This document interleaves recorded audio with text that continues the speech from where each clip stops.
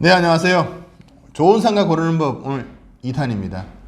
오늘 그 2탄은 1탄과는 좀 틀리는 관점에서 상가가 좋은지 안 좋은지를 구분하는 방법을 알려드릴게요.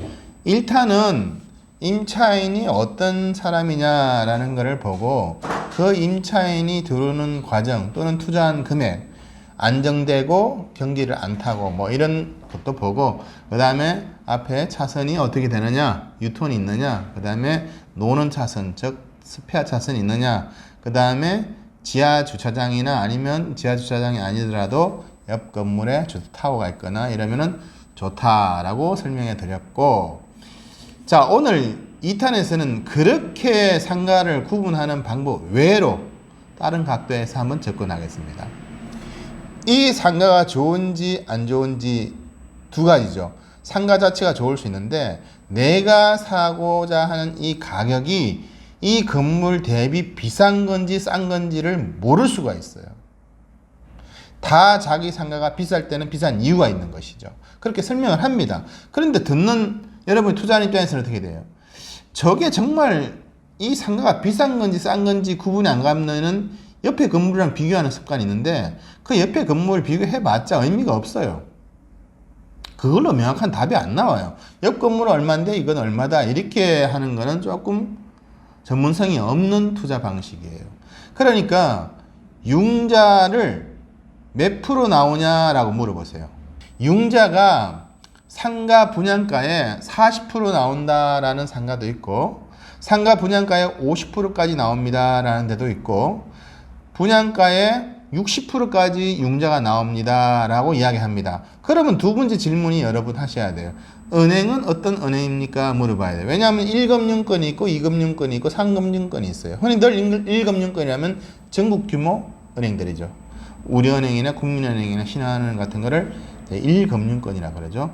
2금융권 그러면 이제 농협이나 뭐 수협, 신협 이런 게 이제 2금융권이죠. 3금융권이라면 캐피탈이나 보험사 이런 이제 3금융권의 대출을 받을 수가 있어요. 그런데 금융권이 1금융권이 제일 어떻게 박하게 대출을 해주죠.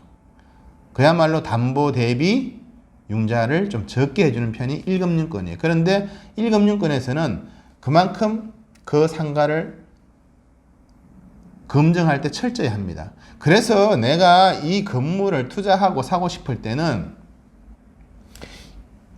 은행에 가서 또는 그 브리핑 하시는 분한테 어느 은행에서 몇 프로까지 융자 나오냐를 물어보세요.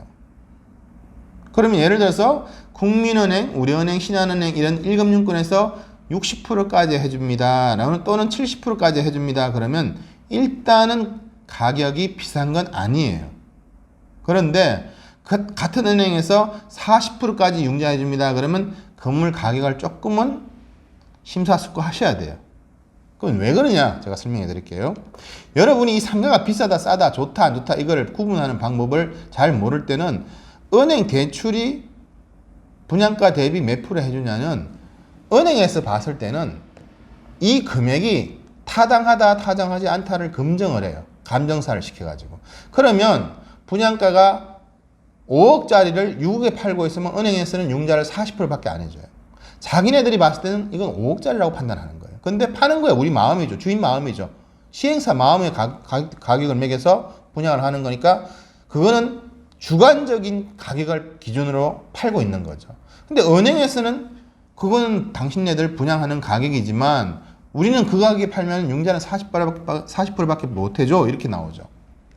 그런데 내가 파는 가격에 60% 내지는 70% 이렇게 상가를 60%까지 70%까지 해준다면 뭐예요? 은행에 봤을 때는 니네들이 파는 가격이 적절하다고 보는 거예요. 또는 은행이 생각해도 야 니네들은 좀 싸게 파는 거야 라고 보는 거예요. 이해 가시죠? 이 말이 무언지. 그러니까 다른 관점에서 상가를 평가하는 거예요. 제가 오늘 2탄은. 그러니까 은행이 어느 은행을 쓰고 1금융권인지 2금융권인지 그 다음에 몇 프로의 융자를 해주냐를 꼭 보셔야 돼요. 적어도 50% 이상은 넘어가야 되겠죠. 그래야 그 은행에서 그 건물을 평가할 때 괜찮게 보고 있는 거예요.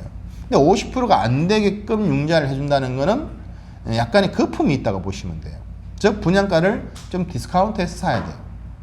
그 금액 그대로 다 주게 사게 되면 나중에 팔 때에 프리미엄이 그렇게 많이 붙지가 않아요, 상가가. 또 비싸게 주고 샀기 때문에 월세가 들어왔을 때 월세를 얼마 받아야 되는데 그만큼 월세를 못 받을 수도 있어요. 그러니까 자기가 상가를 위치라든가 뭐 이런 여러 가지 구분 능력이 떨어질 때는 좀 더 전문성으로 가려면 은행 대출을 물어보는 방식이 있습니다. 이해가시죠?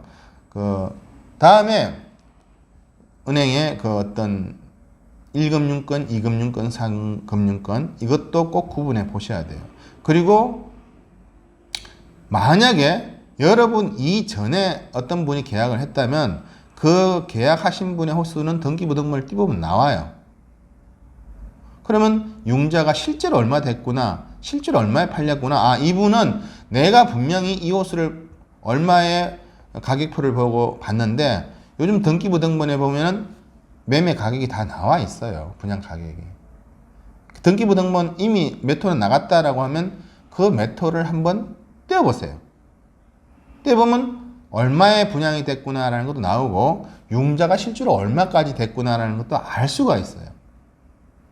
그러니까 실질적으로 조금 더 안정되고 조금 더 검증, 본인 스스로 셀프 검증을 해야 될 필요성이 있는 상가라면은 금리나 그 다음에 분양가 대비 융자, 그 다음에 먼저 사신 분들이 있다면 그분의 등기부등본을 떼어보는 방법, 그렇게 해서 분석하는 방법, 이 방법도 오늘 2차에서 이야기하는 거예요.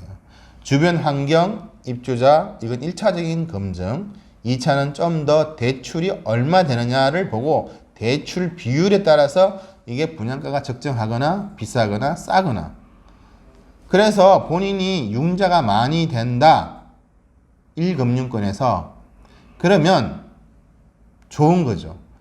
여기서 작은 팁을 하나 주면요.